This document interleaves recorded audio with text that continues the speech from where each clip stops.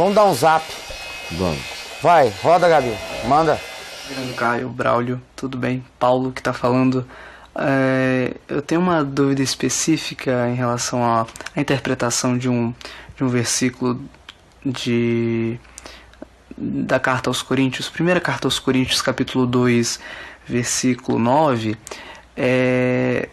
que fala sobre... Eu vou ler aqui e faço a minha pergunta. Primeira carta de Paulo aos Coríntios, capítulo 2, versículo 9, mas como está escrito, as coisas que o olho não viu e o ouvido não ouviu e não subiram ao coração do homem são as que Deus preparou para os que o amam. Eu sempre vejo nas igrejas neopentecostais a utilização disso como jargão para pretexto da teologia da prosperidade, de que isso seria um sinal de que você será abençoado na terra com carro de luxo, e como se fosse uma interpretação desse versículo. E inclusive foi minha mãe muito simples. Meus pais nunca tiveram os estudos, mas sempre tiveram profundo conhecimento na palavra de Deus e me ajudaram sempre a ter essa dúvida, essas interpretações. E minha mãe sempre viu isso como que isso seria errado, né? E aí a minha pergunta ao senhor mesmo, como, reverendo, esse versículo específico, ele trata exatamente de coisas terrenas ou celestiais? Não, obviamente, é só você ler 10 versículos antes e ler os 10 depois, posteriores. Você mesmo vai ver que não dá para isolar um verso da Bíblia e fazer uma compreensão em cima de um versículo. Ele tem contexto antecedente, ele tem contexto imediato.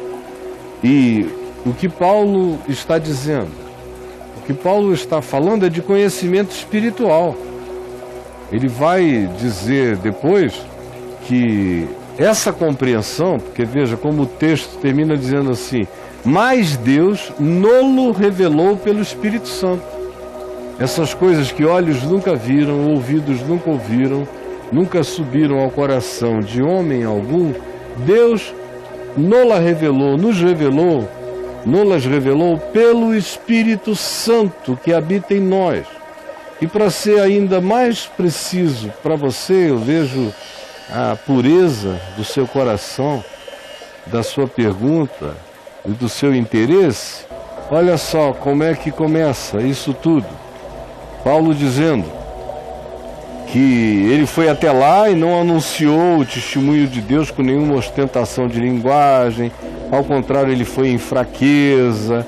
A pregação dele não foi feita de sabedoria humana, mas de testemunho simples do Evangelho e de manifestação do poder de Deus, para que ninguém se apoiasse na presunção do saber humano. E ele disse: entretanto, expomos sabedoria. Sabedoria é o centro, é a palavra central, é sabedoria entre os experimentados, não porém a sabedoria deste século, a sabedoria de Corinto, a sabedoria de Epicuro, a sabedoria de Zenão, a sabedoria de Platão, a sabedoria de Sócrates. Não a sabedoria deste mundo, nem a dos poderosos desta época, os políticos, os imperadores, as ideologias, porque isso tudo se reduz a nada, ele diz. Mas nós estamos falando sempre da sabedoria de Deus, que existe em mistério, que no passado esteve oculta, mas Deus a preordenou desde a eternidade. Que sabedoria é essa? É Cristo. Nele habitam todos os tesouros da sabedoria e do conhecimento. Sabedoria essa que nenhum dos poderosos deste século conheceu por esforço próprio ou por intuição própria. Ninguém conhece, vem de Deus, é revelação dele, e é Cristo essa sabedoria. Porque se esses poderosos deste século tivessem conhecido essa sabedoria e tivessem discernido isso, jamais teriam que crucificado o Senhor da glória. Portanto, se está falando da sabedoria de Deus em Cristo e de Jesus como a encarnação de tudo quanto é necessário que se saiba Como está escrito: nem olhos viram, nem ouvidos ouviram, nem jamais penetrou em coração de homem algum, ou seja, dos poderosos deste século, dos pensadores desta época ou de qualquer época. Nunca os olhos deles viram, nem os ouvidos ouviram, nem o coração deles filosofou. Chegando aí, não conseguiram nunca alcançar isto. Mas, em contrapartida, Deus nos revelou pelo Espírito Santo. Porque o Espírito Santo a todas as coisas perscruta, até mesmo as profundezas de Deus, e comunica ao nosso coração que Deus estava em Cristo, que Cristo é a sabedoria de Deus, que o Evangelho é tudo que se precisa ter. Coisas que sem a revelação do Espírito, olhos não veem, ouvidos não ouvem, coração nenhum discerne jamais. É tão óbvio. Porque qual dos homens pode discernir coisas do homem, senão o próprio Espírito que nele está? Assim também as coisas de Deus, ninguém as conhece, senão o próprio Espírito de Deus. Ora, nós não temos recebido o Espírito do mundo. Espírito do mundo é esse espírito aí, da teologia da prosperidade. É o espírito do dinheiro, da posse, da aquisição, do poder. É o espírito dos poderosos deste século. É o espírito que crucifica a Cristo. É o mesmo espírito, é o espírito do anticristo. Ora, nós não temos recebido esse espírito. Agora, a atual igreja vive desse espírito do mundo.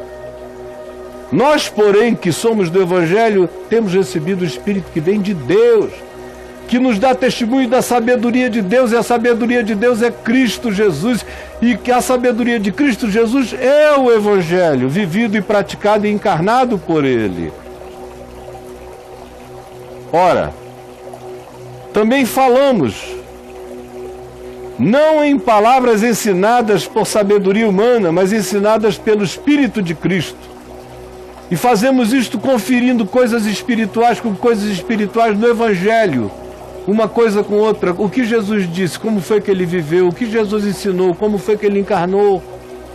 Então eu faço a minha síntese, cresço na minha compreensão. Ora, o homem natural, o homem psíquicos, o homem que existe apenas como uma pulsão de alma, não aceita as coisas do Espírito de Deus, assim como o pessoal da teologia da prosperidade não aceita o Evangelho.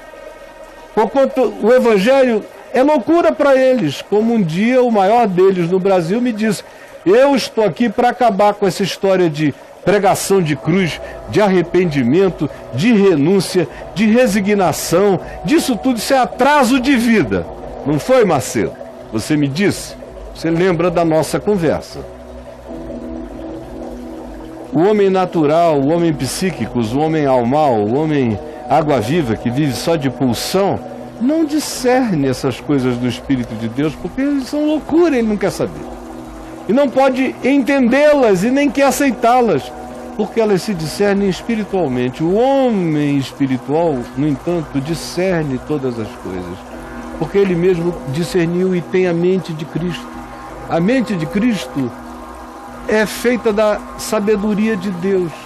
De modo, meu filho, que eu espero que você tenha entendido, não se está falando de nada que não seja crescer na compreensão do Evangelho, para se tornar um homo pneumáticos, um homem do Espírito, que discerne o significado da vida segundo Jesus, segundo o Evangelho. O resto é mentira daquele que disse: tudo isso eu te darei se prostrado me adorar.